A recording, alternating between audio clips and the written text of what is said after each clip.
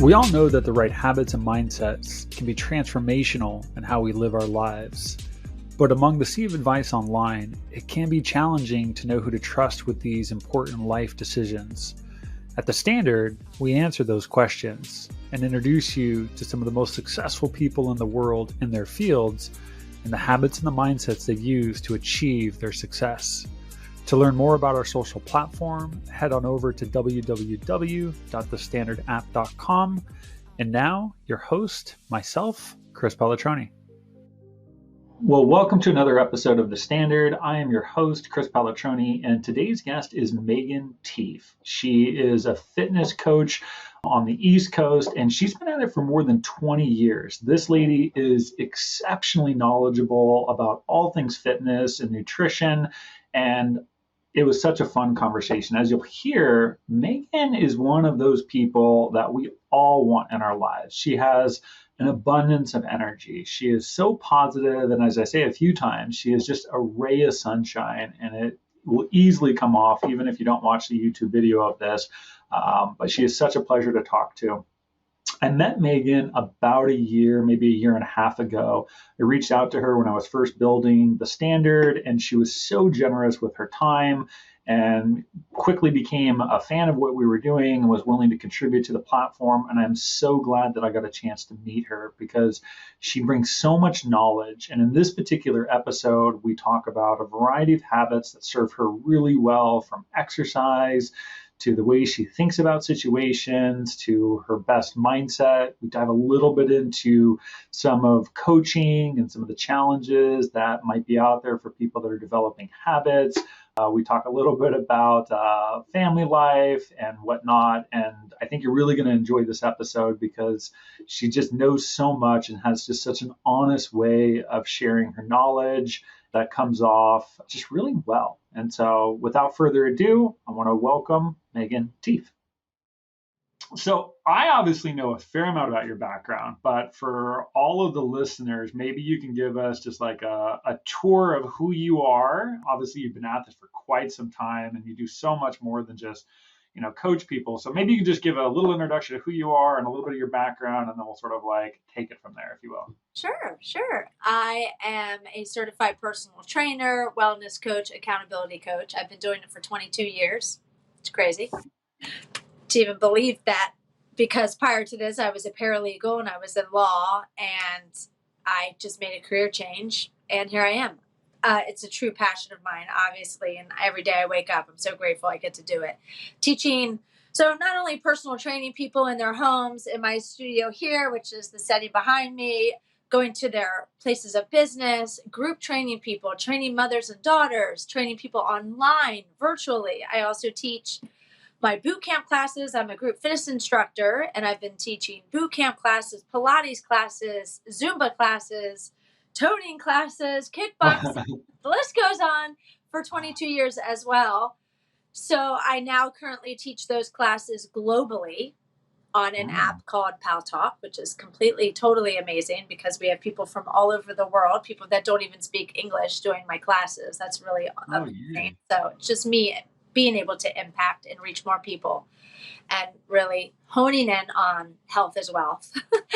So yeah, I've owned gyms, I've worked in gyms, and for the last about 9 years, I've been on my own with Meghan Tieff Training, and becoming a, if you will, social influencer, working on that, but mostly to impact more people through social media, because obviously that's the new thing. And that's another great way and tool to reach out to people and hopefully inspire and motivate people.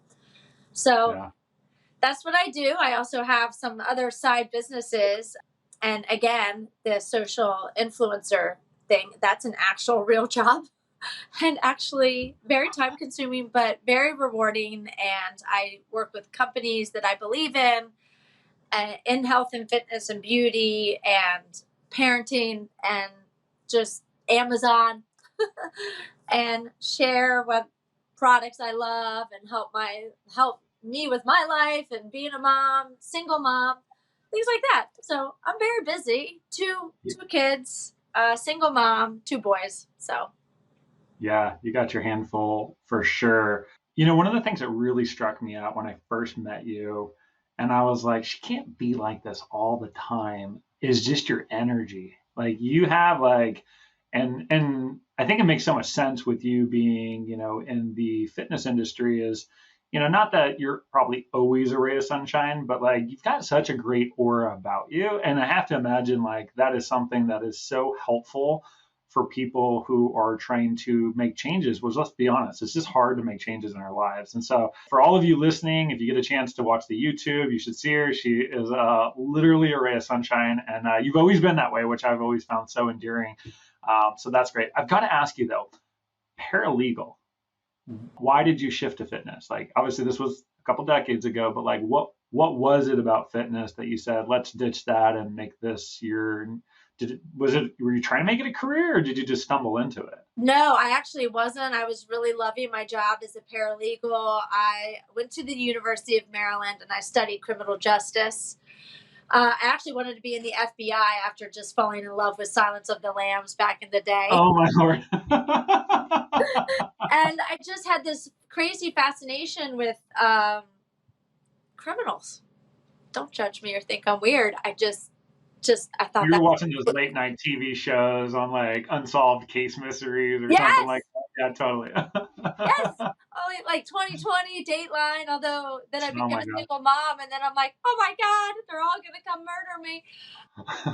god. But yeah, just a crazy fascination with it. And then studying that in college and taking the most amazing classes and forensic classes, I was like, this would be so cool. I was just so into it. I'm a very detailed oriented person. I'm a very organized person. I knew people in law and I knew lawyers and things like that. So I was like, this would be super cool. Then, somewhere along the way, I decided maybe the FBI and working in, for a short time, I wanted to work in prisons. And then I toured a couple, interviewed people that were in there for life, some criminals. And I just was thinking, well, maybe coming here every day wouldn't be super motivating. Not like it wouldn't be rewarding, but maybe not super motivating. Maybe working in an office and being in the courtroom might be cool. So that's why I went the paralegal route. And I worked at a big firm in Baltimore for about 3 years. But what happened was I was one of the attorneys I worked for, there was a big Gold's Gym right there in the harbor in Baltimore. And she was like, I had just broken up with my boyfriend and he was paying for my gym membership at the time. And I was, whatever, 23. And she said, why don't you just come with me to my gym and I'll use some guest passes. So I started going with her to her gym. And the manager there was like, we love your energy. We noticed that you love group fitness classes and we're looking for someone to teach some classes at lunchtime for the corporate clientele here. Would you be at all interested? And I was like, heck no. Are you crazy? I like to just go to the classes. I'm Yeah. not shy. I have always been a performer. I danced classical ballet for 19 years. So I am comfortable being kind of in front of people, but that was just something I didn't think I could do. But he, for some reason, just saw something in me. So that's kind of also not something that you need. Sometimes you don't always believe in yourself, but if someone else does, that could be just as beneficial. Yeah. And he was like, so he was like, we'll pay you to get certified to teach these classes. So I did. And then he was like, have you ever thought about becoming a personal trainer? And I said, well, what does that entail? And never have I thought that ever. He was like, you can make a real career doing this and we'll pay you to get certified and we'll give you health insurance and we'll give you all the benefits that you're getting now as a paralegal. And I was like, wow, that's crazy. That might be a super cool job to just get people fit. And I had always worked out and been active. I was a soccer player, ballet dancer, and I swam competitively. So I always believed in physical fitness. In fact, my mom, when I was 13, she got me into strength training, lifting weights at our local community center. So anyway, I said, why not? I have these degrees to fall back on if it doesn't work. My parents were so supportive. Everybody in my life was super supportive and said, just go for it. And here I am 22 years later. Oh my God. It's crazy how doors open and that just changes the trajectory of your life. Isn't that crazy? It really is. And just follow your gut. And I didn't know even at the time it would be such a passion of mine. So yeah. Well, awesome. Well, Let's dive into you a little bit. Obviously you've shared a video on the standard, and I'm so curious. Like, you have so many habits. I mean, I think the interesting thing about fitness, and we recently just released an episode on Eric Champ, who's also another fitness specialist, and I think when you're in that industry, you wear so many of your habits on you, right? Like, it's just the inevitability if you're an athlete or if you're in that, like, you clearly take good care of yourself. What would you say is the habit that best supports your mental health and your well-being? Like physical habit, daily habit, or You can take this wherever you want to go. It's just like we only have time to like go into one of your habits, but what would you say is like the habit at this stage of your life that supports you the most? And it could be physically, mentally, spiritually. It's really just the one that sort of comes to mind for you, I guess. well, I mean, I know you just want one, but the first thing would be fitness for me, working out. Okay. That keeps everything in my life right, especially number one, my mindset. But number two is really me following the beliefs of the law of attraction. Okay. I really became really into quantum physics and the law of attraction about 16 years ago. And yeah. It was life-changing for me. Now it takes some work to always, be aware of what you're thinking and to have such a positive outlook on every single thing that's happening. I mean, we can't always have such a positive outlook every single day. We try. Yeah. But through the law of attraction, really reminding myself how important the thoughts are, and meditation and exercise, I stay on track daily with my goals, my drive, and my positive thinking, and my ability to face any challenge, because as we know, life is not challenge free. Yeah. All right, let's unpack that a little bit. I love the fact that you said law of attraction, and we'll try to make this a show that is not about like quantum mechanics or anything, but I love that stuff. I mean, let's be honest, we're all made from stardust, okay? And so I'm a big believer, you get what you put out there into the universe. And so let's talk a little bit about the law of attraction, and we'll circle back to exercise because clearly that's important to you as well. Talk to me a little bit. What does the law of attraction mean to you? Like, with all this, you've been on this kick for, I think, what would you say, 14 years, 16 years or something like that. So clearly you've read a lot. You've probably read books and podcasts. You've had a lot of time to think over, but simply stated, what is the law of attraction and the way that you define it? One line. What you All right, think great. about, ready for this? Yeah, go for it. We got you. Get your pens out. What you think about, you bring about. What you think about, you bring about. Well, I haven't heard it said that way. That's very concise. It's simple. And here's one more, and I have it tattooed right on me. Thoughts become things. I think so often people are walking around and not aware of actually their self-talk, what they're thinking in their mind when certain situations come up. I mean, I do it too. I'm not perfect. I'm not over here like Miss, expert law of attraction person. But I think that sums it up right there. So let's rewind a little bit. If you can remember the way you were thinking, and obviously this is quite some time, but was this always part of like your DNA? I mean, I know you said it was like 14, 16 years ago you started to really like dive into law of attraction, but have you always been one that believes that like what you think becomes your reality? Has that always been part of your like mantra, or were you No. And I wasn't a negative person by any means. Yeah. But I was the type of person where, I'd hit all the red lights going into work, and then I'd hit a curb and pop my tire, and then I'd get a bad phone call that my account was withdrawn, and then, like all in one day. And I'm like, what is happening? Murphy's Law. That's not even a thing, but people think Murphy's Law, this one thing happens, all these bad things happen. Well, no, that's all stemming from here. Yeah. But those bad things, stuff like that would happen to me. I didn't realize I was actually in control of those things. Did you find it helpful to understand some of the science behind thoughts become things? Like, talk to me a little bit about it, because I find that incredibly helpful. Like, if I rewound my life and go back 20 years, like I've always been a disciplined person, probably like you, but it really was when I started to like understand more about the way that the brain works. I read a lot of books on neuroscience and, how we develop new skills, about our negative thoughts, about thoughts are very repetitive. Like it really helped me sort of, and like you, I'm no expert when it comes to neuroscience, but unraveling that a little bit helped me really start to understand, like, oh my God, this is a real thing. Like the way we think actually has physiological responses in our body. Like you can make yourself sick through thoughts. Like I had to see a little bit of the science behind that to really start to grasp that and start to embrace it. Talk to me a little bit about like how understanding the science really helped you make that change.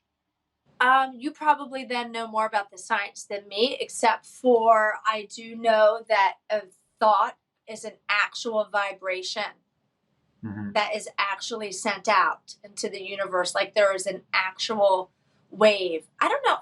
Have you ever heard of The Secret? Yeah, I read the Okay. book. So that's really not to divert from your question at all, but that's what changed my life Okay. was watching that documentary. And that was like that was life changing for me. So that was all based on the law of attraction. Yeah. So if anybody's watching this, I highly, highly, highly recommend that documentary. Highly, highly recommend it. And you have to be open minded to it, but they Yeah. dive into a little bit of the science behind it. But I would probably like to learn more about that, although I just believed it. More about the quantum physics of things. I don't think I'm very good at describing it, besides knowing that I 100,000% believe in it. Yeah.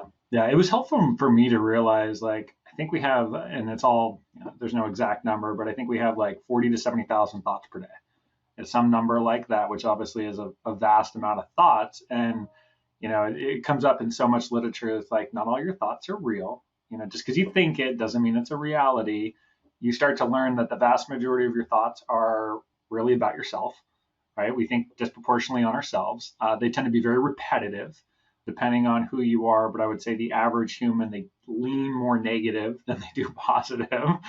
You start to learn all these things, and I'm like, oh my God, we're not built for like optimism. Like you really got to teach yourself, like, how can you look at a situation and find the positive on it? You're so right. And having kids, Oh my God. I'm really, really trying to teach them, you know, Yeah. and they're made up of different genetics. I would say their dad is a fairly positive person, but has some, they're just a mix of your genetics. So they're just not going to bam pop out like you. And I had to learn it. I had to learn it.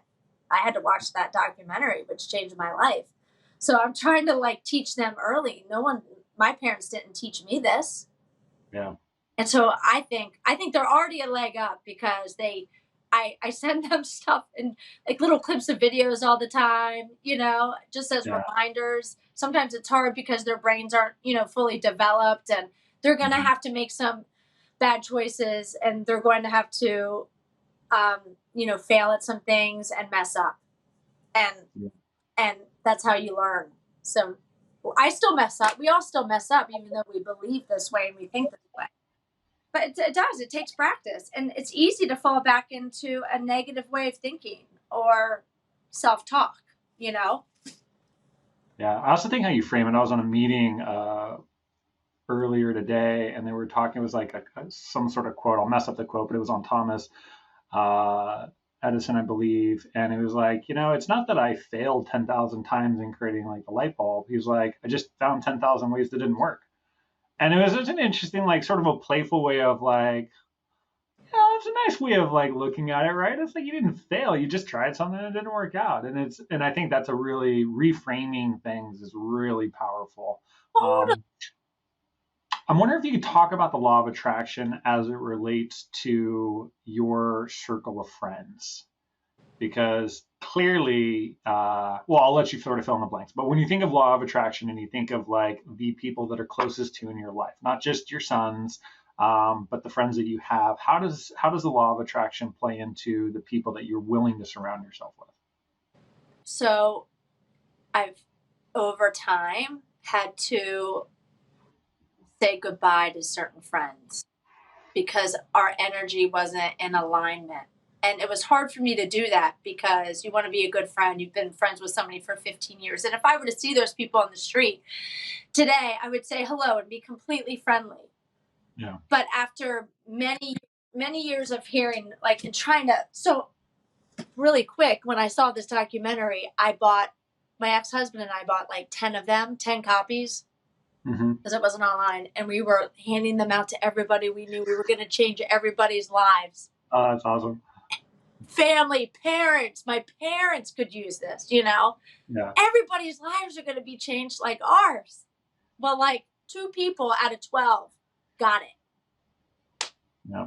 And I was like, how do they not see this? This is life-changing, you know? Yeah. That was hard for me to understand. Like, some people were like, that's ridiculous. Like, you know, it's just crazy. And then that was really eye-opening. Like, you can try as much as you want to change how somebody thinks and make them realize their self-talk and make them realize how they're looking at things and how they're looking at their challenges or failures. But they ultimately have to change their thoughts and their self-talk themselves, you know? And then I found and then people get in competition, or I found that the friends that would be there for me were there for me when I was struggling and going through a bad time. But then when good things were happening, they wouldn't stay on the phone with me for very long. Or they wouldn't. And I just found that interesting. You know, they're just a couple where, you know, misery loves company. And then over time, I had to really have time to myself to realize that if anything is bringing you down, a lot of times, a person, a family member, even a good friend of 20 years, and it's somebody you talk to all the time, it's okay. It's okay to distance yourself from that and them. And I just had to do that. But now I have a great group of friends. We all are in alignment with our thoughts. I mean, I'm probably a little over the top with it. So I think I need to move to California where I can find more like-minded people. Because and then I get some people online who are like, you're not really like that in real life. You know, these people who say such mean things. I'm like, I actually am. I mean, exactly. We all have bad days, but anyway, but I do have an amazing group of people around me, and women supporting women. They don't gossip. They don't tear other people down. You know, they're super successful. Like, I try and hang out with people that have more money than me, better jobs, better houses. Yeah. And that's what it's about. Life is too short to feel anything. I think you have to listen to your gut, like your stomach and your gut, and will actually tell you when it's time to just distance yourself. I don't know if that answered your question, but no, it's perfect. I mean, I bring it up quite a bit depending on the way people answer certain questions, but I'm a big believer in your environment, and I do think the people you surround yourself with really is your environment. You know, you will grow based on the people you surround yourself with, which fits into the law of attraction. I was saying, I think there was a couple episodes ago, and I'm a big believer like you. If somebody, I sort of look at it as like a positive and a negative in a relationship. It's like if somebody is a negative, you should be very thoughtful as to whether you keep them in your world. Now, I will say this, and I said this before, it doesn't mean you get rid of all people that are energy vampires. Like, I'm not advocating that. But the caveat that I put in there is that be aware of those people that are sucking your energy. And if you feel like you have an abundance of energy, and maybe you are the positive in their life, and it's intentional, then I think keeping that person in your life makes sense. As long as it's intentional and as long as you have an abundance of energy to deal with that. But if you don't have that abundance of energy, then I do think it's appropriate, family or friends, to create some distance and boundaries so that, you know, they're not sucking the precious energy that you do have. And I think that's really important because you will just limit your growth if you don't surround yourself with the right type of people. So once again, not advocating to get rid of everybody in your life, just in case you're listening, but just be thoughtful of who you do have in your life. Be intentional with that. Not to cut you off, but that's what I struggled with a few people. Yeah. Because you don't want to ditch people, you want to be a good friend to them. But at some point, if it's affecting, your daily living, or like you're in conversations with them, and it's really, really draining, and then maybe their intentions, like you get to feel like they're there for you more when you're in a bad time, and there's like, you just listen to your gut on it, I think, and just don't feel bad about it, because you don't want anything blocking your abundance and you to grow. So that is a hard thing to do. It's not easy, especially when we're talking about family. I think friends, although friends obviously can be family, I think it becomes somewhat easier for people to be like, well, they're not biological, but I can't get rid of my mom, I can't get rid of my dad or my sister. And yes, they are part of you in some ways, but that's why I always say you got to fill your cup up first. If you're really good at your self-care, whatever that means for you, then you will typically have enough to pour into somebody else's cup. And maybe it's a friend or a family member that needs that help. But I think just being intentional with those people that are positives and negatives is helpful, and just creating some boundaries so that you're not surrounding yourself with a bunch of people that are just sucking your energy every single day.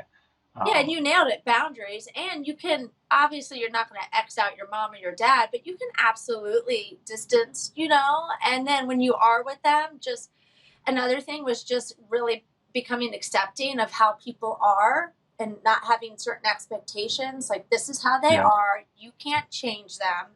They're, this is just how they're going to talk.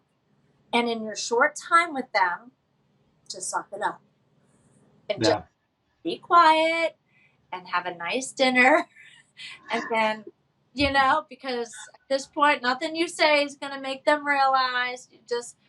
So it's just hard. That's a hard thing when someone doesn't match everything, that how you see things, the glass is half full, your energy. But luckily, like you said, your friends, you can choose more of the people you want to surround yourself with in your free time, because Lord knows that's precious.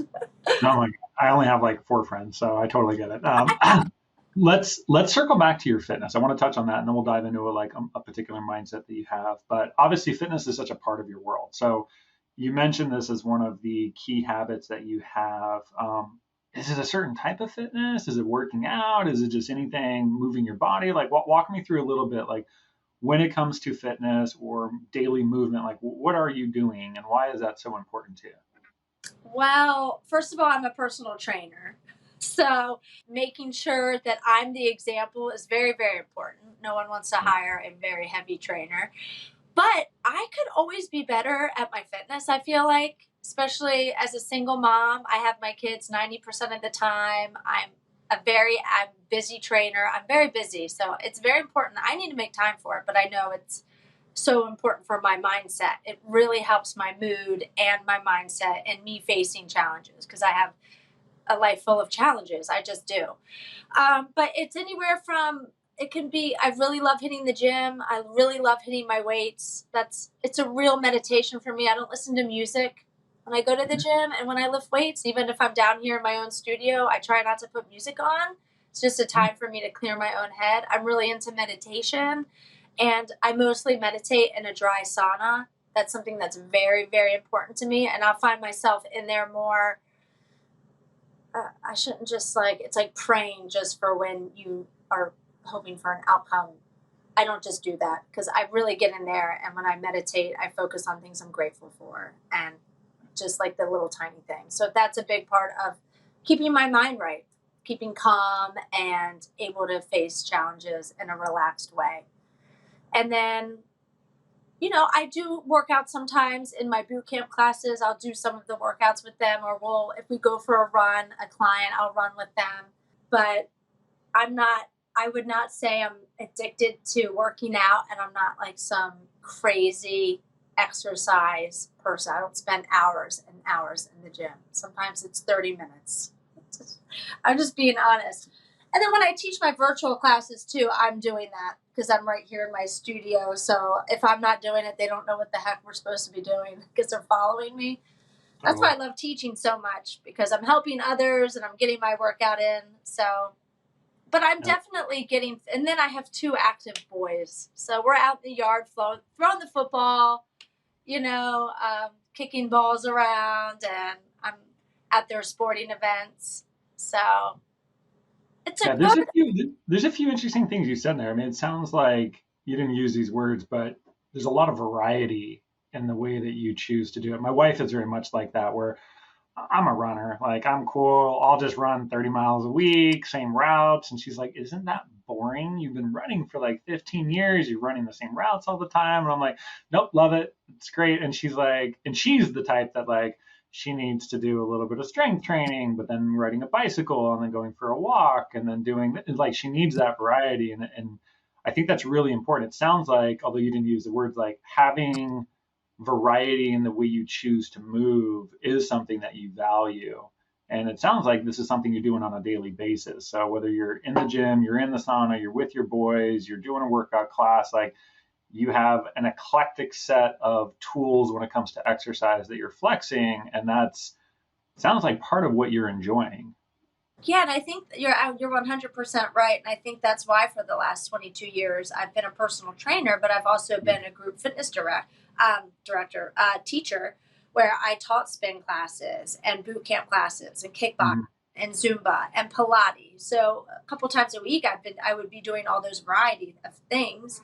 I'm a ballet dancer, for 19 years. That's my dog. And so I love working on flexibility and core strength. Growing up, I played soccer, danced, and was a swimmer. So, you're right. I did a whole bunch of different things. And I know, and I stress that to my clients too, how important it is to just don't do cardio for an hour, do 20 minutes of weights and then do a bike for 10 minutes, do a treadmill for 10 minutes. Like, you can change it up and it keeps you from getting bored. But some people like to just go run, and that's fine too. I just like the variety. Yeah, no, and I think that's so critical. It's like so much of it is just trial and error. We've got one of our kids is a little bit younger, and he really hasn't found his fitness thing yet. And we just experiment with a lot of different stuff. We get him in jiu-jitsu, and then we play frisbee sometimes, and then we're going for walks other times, and then other days it's swimming, and some days we're going to like a trampoline gym. And I think whether it's a child or it's an adult, I think experimenting is really key because exercise, for a lot of people is a non-negotiable. And, in all this research I've done on things that are fundamental to your mental, physical, spiritual success, there's just no getting away from daily movement. Like, I'm sorry, you may not like exercise, and I would encourage you to keep experimenting. But if you really want to not even reach peak performance, but just be a healthy individual, you have to find some sort of movement that you're at a minimum just capable of doing and you're willing to do it, because it is so fundamental to cognitive development and appetite and stress reduction. And pick something. It's sort of like it's just a non-negotiable that everybody should weave into their life. Has there ever been a time in your life where you didn't exercise? Well, and maybe not like you've always wanted to, but just you couldn't do it. Maybe it was a vacation, maybe you were injured. And I'm curious if there ever was a time how do you feel when you're not working out, where you're not able to get that type of movement that you crave at this point? Has there ever been a time like that? No. I know. It's weird to say because I tore an ACL about 4 years ago. Yeah. And even through that, I'd go to the gym and do upper body or, do abs. Maybe I wasn't able to do cardio because I needed to rest it, but I would find other ways. Even pregnant, I worked out to the very end, and after the babies, I took 4 weeks off, and then I was back in the gym. On vacation, I don't work out. Okay, there you go. Because it's my job, Yeah. I'm active. We were at a water park a couple weeks ago. I'm up and down the steps, walks on the beach, but because I think I feel not pressure, but I put that pressure on myself every day to... You got to work out, well, you're going to teach your class, but you got to go for a run or you got to hit the gym, And so when I'm on vacation, I just like to wipe away that that. I'm the exact same way. We're actually going on vacation next week, and I'm like, oh my God, I'm going to be on vacation for 2 weeks. Like, do I not run at all? Do I run at least one day so I don't lose it all? And I'm very much like you. It's like I don't like to put any pressure because I put so much pressure on myself when I'm not on vacation to Right. strength train. And I'm like, well, that's not vacation. But then I also am like, but that is what I like to do. So maybe I don't do it full fledged, but I do something. I don't know. I'm in a complete dilemma right now. Is what I'm going to do for the next 2 weeks. I say just go with the flow, be prepared, Yeah, have your stuff, but if you don't yeah, do it, you don't do it, you know? I used to put pressure on myself to work out on vacation. I'm like, really? Because again, single mom running these businesses, I yeah. wake up every day and I start working. Like my I got brain's you. like, all right, what am I going to post? What's the content? Da, da, da. Like 4 people, there's like emails I haven't responded to. It's like Yeah. every second of every day, I feel like somebody or something needs something. Oh my God, it's called adulting, everybody. I'm It's real. not adulting. No. Oh, There's that's always good. somebody I haven't gotten back to, or so just Yeah. on vacation, whatever you feel like. All right, you heard it from Megan. Just enjoy your vacation, Enjoy everybody. your There's no pressure to work out. I'll tell my wife that too because she's having a mental dilemma as well. Maybe we're going to a water park area in the Bahamas. So maybe I'll just be like, we'll just go down more water slides and swim more. Yeah, exactly. All right, let's pivot with the little bit of time we have left here. Let's talk about, is there any mindset that that really serves you well at this point? Like, is there one? So obviously mindsets can be very different than habits. It can be a little bit more mental, but is there one that really stands above the rest at this point in your life? Mindset. I think that I sometimes struggle with dealing with people and their situations and how it affects my life. So, what I'm trying to remind myself is we cannot control other people. So, why are we giving so much energy to things and people we can't control? And then when you realize that, you feel a huge weight lifted. Because I have 2 relationships in my life where I struggle with how they are and where they're going, you know? Yeah. And once you let go of that and let go of expectation, then it ends up going way better. It's weird. Law of attraction. How do you let that go? By reminding myself, like, you cannot control what this person does. And I can only control me and how I Yeah. choose to respond to it. Here's an amazing formula by Jack Canfield that I heard 16 years ago. Get your pens out. E plus R equals O. Okay. The event plus your reaction to the event, R, equals O, the outcome. I like that. It's how we choose to react will equal the outcome, whether crappy, amazing. It's all in how we choose to react to it. And sometimes, think about it, right? Think about Yeah. people with road rage Oh my God. and short temper people. I'm just like, I see it all the time. Even people that I'm with, I'm like, oh my gosh. And it just gets worse and worse and worse. Again, it takes practice. I'm not saying I'm perfect at it. Like, Yeah. my kids get yelled at every once in a while. But E plus R equals O. If you can try and remember that, you'll feel more in control. That's And awesome. then what you have to decide is, well, how are you going to react to it? And then how is that going to affect the outcome? And it's really up to you. Either you get out of the relationship, you break up with the person, or you stay with the person and you decide that you're accepting how it is. You get divorced or you don't. You change it however you can. Change the situation that you're in, but you can't change them and how they're reacting and not reacting, what they're doing, not doing. You know what I mean? I think Yeah. communication's important too. You can communicate your feelings.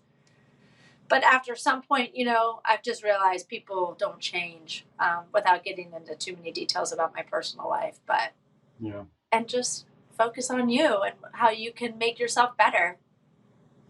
When you were saying that, there was two books that came to mind, especially when you said road rage. And I had totally had road rage at one point in my life. I think we all do, right? Someone cuts you off, you're like, how dare they cut me off? I read this book. I actually read it twice because I really needed to read it twice. It was called Let It Go by David Hawkins. It's called The Pathway to Surrender. And it really teaches you how to, as the book suggests, just let it go. And it talks about energy vibrations, which I believe is all real. So go back to like frequencies, everything has waves, if you will. It's a little hippy dippy for people there. But anyways, David Hawkins, Let It Go. And there's another book too that I find really helpful when it comes to we don't get to control other people. And it's I believe it's a book by a Japanese author called The Courage to be Disliked. And it was a really powerful book because some of the core tenets of the book was the fact of you can't control other people. And it really started to unravel. It's not even right for you to want to control other people. Because if the inverse was happening and somebody was trying to control you and it sort of unravels like the way you would think about it, it's just not, it's very challenging to want to give advice to somebody and then hold a lot of emotion as to whether they do or they do not take advice. And it really started to help me realize, like, to your point, we really only get to control ourselves. And it's not right for me to try to control you or my wife or my kids as much as I am in control until they're 18. But it really does help with that. And so, yeah, it's definitely one of those things I don't know that anybody masters. I mean, maybe somebody mastered it. I feel like it's sort of like a daily practice in a lot of ways. I agree with you 100%. Yeah. It really is. Because, like, that can really mess up your day. Oh, my God. Yeah, totally. Why am I just... I think when you're feeling all pent up about something or what somebody did or didn't do, you just take some time and be like, put it into perspective and focus. Actually, I mean, it sounds so cliche or whatever, but really focus on what you're grateful for and what's going right. And like attracts like, and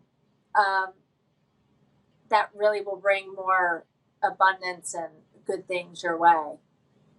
Yeah. I'm curious for you as a coach, sort of with this sort of concept, like, people are hiring you or, accessing your app, but essentially you monetize your knowledge to help them get healthier. And we both know that it's not as simple, you can only do so much in the time that you have with these people. Inevitably, they have to develop a variety of habits that support a lifestyle. You don't get to just go to the gym for an hour a day and voila, you've got the body or physique you want. I mean, let's be honest, like a lot of it's made in the kitchen. And so I'm curious, like you have all these clients, they've expressed a desire to be healthier, and maybe you see some of them not actually becoming what they want to become because they haven't adopted this lifestyle. How do you deal with that? How do you reconcile the fact of like, you really do want to help? Because you strike me as someone that it's like, I'm not here to just take your money. I mean, yes, I do monetize my knowledge, but you probably really care about these people. You want them to live a better life, and yet it's not up to you. I know. It's literally not. How do you reconcile that? Like, are you able to let that go? Or yeah, I am. After 22 years, I am. Because I tell them right off the bat, I can't, obviously I don't live with you. I can't cook for you. I can't, be right there with you before you go to bed and you eat the pint of ice cream. I can give you the tools and I can give you everything you need to know. I tell them look them straight in the eye and say, if you follow every single thing I tell you to do, you'll lose the weight and you will change your life. You have to follow every single thing I say.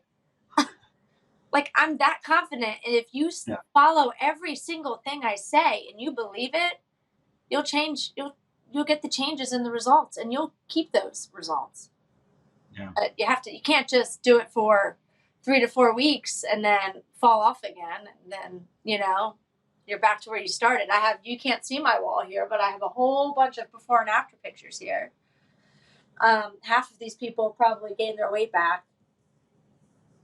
It's not all of it, but gain some of it back. Does that make me a bad trainer? No, it's because maybe their mindset didn't change.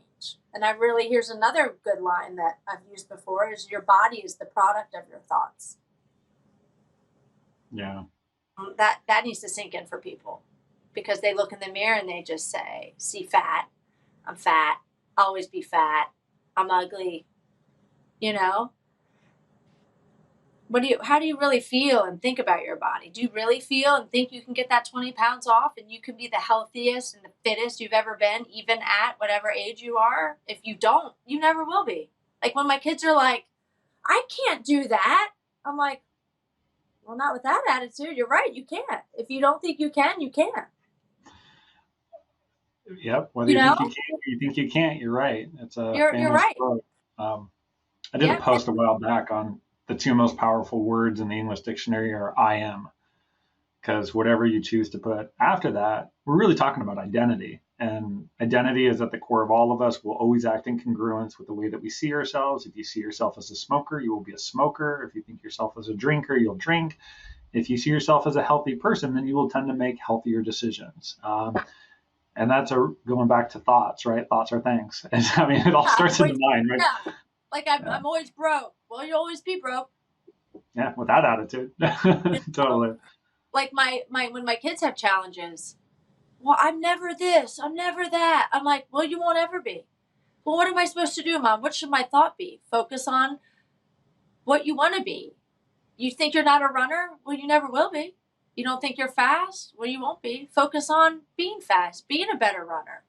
Think about how you're talking to yourself in your head. But we all do that, you know? Well, so let me ask you this. Last two questions I got for you. Like, when you know somebody, maybe yourself or people you work with, or just anybody in general, but like when you know somebody is having a challenging time to reframe the way they think about stuff, right? Very much the I am here, I am not this, I am not that. What advice do you give to them? Like, what would you say right now? If you knew I was tends to be more pessimistic, I had poor self-talk, like what would be like the one or two tactical piece of advice that you would give me to try to break that? Is there anything? I'm like, here's the secret. Yeah, no, what's the secret? Everybody grab your pens again. Like, I do tell people to watch that. I'm like, watch that. And please, I mean, because, you know, I'm a personal trainer, but I do, like, I've had people hire me for their teens, and we've made vision boards. And people, like parents and things, are like, you changed my young girl's life with just changing her thoughts around about how she's seen certain things. And I make them watch The Secret. So I'm kind of like, I'm not like a life coach over here, but I mean, when you're dealing with somebody's health, a lot of times health issues and weight issues, where are they stemming? From their thoughts. I mean, some of it, you know, lifestyle, bad habits, eating junk food, some hereditary, you know. So, thoughts become things. What you think about, you bring about. A lot of times people don't open up super a lot about, like, I look in the mirror and say I suck every day. Yeah. Like, people don't really say that, but without them saying that, I try to address how important your thoughts are in this process of getting your body to where you want it to be. Thoughts become things. Your body is the product of your thoughts. Start thinking and feeding it positive energy. Talk positively to it. Just like the plants will go dead, but if you talk upbeat to the plant and positively to the plant, the one plant grows. Talk negatively to the plant right next to it. You feed it the same and you water it the same, it dies. Yeah. That's a real experience. I think about this a lot. I am no certified health coach or anything of that nature, but I do coach people. And if I was to answer that question, I do think it's very challenging for people to open up and be honest, let alone with somebody who they don't know. I think relationships take a fair amount of time to develop before you're willing to relinquish some of those more internal thoughts, because we are so guarded. What I would always recommend for someone to do is start journaling. Like, even if you're not a journal person, I'm not at this stage in my life, but there's been times where I've been more anxious or, I've dealt with some like self-sabotaging thoughts. And I think it's healthy to develop some sort of journal prompts where even if it's just free flowing for a couple pages and just like let the thoughts out, they tend to crystallize themselves. I'm a massive believer in going into nature. I think nature does very profound things to change your perspective and your creativity, especially if you get the opportunity to see an ocean, a sunrise, a valley, something that tends to be more awe-inspiring. There's some perspective that can be gained from that. And also just nature has a very profound way of getting you to focus in the moment. And when you're focused in the moment, you're not focused on the future or the past, which relieves anxiety. But I'm a big believer of like, just you need to spend time by yourself and you need to find a way to get the thoughts out of your head into some written form where you can start to like purge. And that's not going to like solve all your problems, but I think it's a great starting place to then either go seek help or share with a friend. But I think awareness is the greatest agent of change. And I think a lot of times people are not fully aware of the way they're talking to themselves. And if they're not prepared to share that with you, my hope would be is they're at least willing to have some honesty with themselves. I agree with you 100%. Yeah. So go journal in nature, everybody. Go climb a mountain, get your exercise in, and then go write a couple pages on top of a mountain. Yeah, I remember about 16 years ago, I was watching Oprah, where I found The Secret, watching one of her episodes, and she talked about having a gratitude journal, and I was going through a really hard time, but she's like, write down 3 things every day, small things that happened that day, not like, I'm happy I'm not sick, or totally. happy, I'm grateful for my dog. No, like specific things that happened that day. 3 things. Like if you're in a really bad place, 3 things, gratitude journal. Yeah. I started doing that and it really changes your focus. It's like the glass is half full, not empty, you know? But all those things you said, I tell that to my clients too. Get out in nature. So important. Just get that fresh air. Like every time my kids and I drive over a bridge, because I live in Maryland, so we have a lot of water around here. And I'm always like, every time they were little in the minivan, I'd be like, taking that deep breath and exhale. And just recently, my kids were like, oh, we thought you meant hold our breath. I'm like, not hold your breath.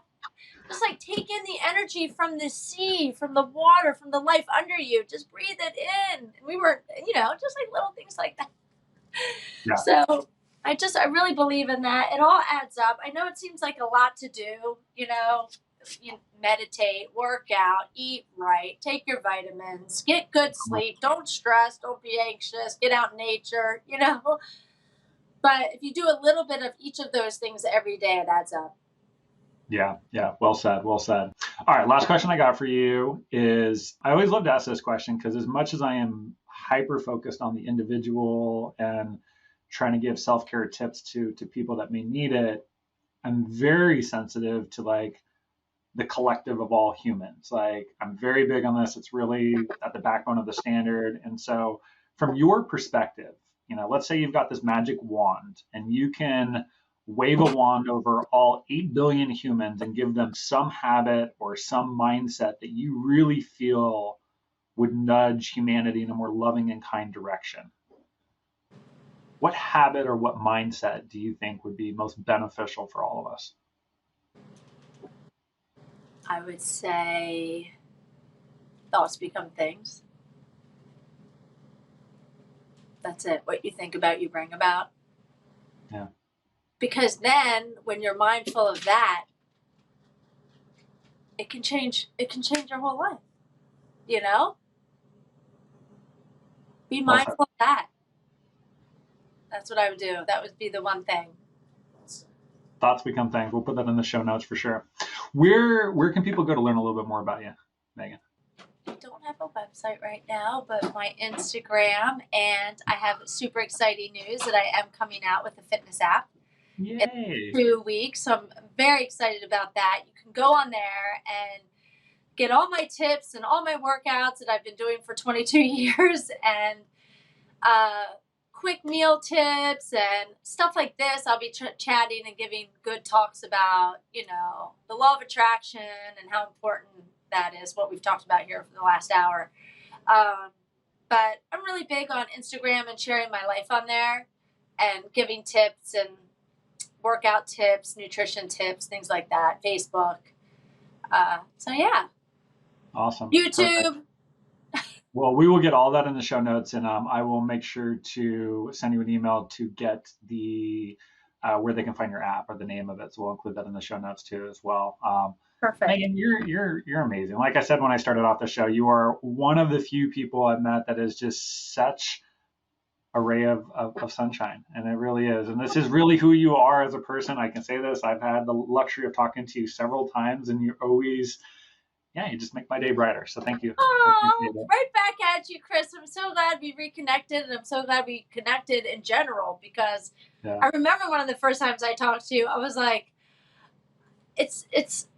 you're in California, right? Yep. Yeah. It's just so different over here to find like-minded people. And when we spoke, I was just like, oh, it's such a breath of fresh air, because it's a little hard to try and convince people of this. Yeah. But, all you have to do is people's lives are a looking glass into their thoughts. Yeah. Not everybody's life is perfect. I'm not saying that. And bad things happen to good people. But anyway, it was just, I'm really glad that you reached out. So. Yeah. Well, thanks for responding with me reaching out too. So, I mean, that's really what the standard's about, is just trying to, fingers crossed, string enough good humans together, and collectively we can share the things that are supporting us from habits and mindsets and routines. And if I can get enough human beings across the planet to do that, then I think we'll develop something pretty special. So thanks for being part of it. I really do appreciate it. Absolutely. Thank you for listening to another episode of The Standard. Before we go, click on the link in the show notes of this episode to learn more about today's guest. And if you enjoyed this episode, please share it with somebody who you think would benefit from it as well.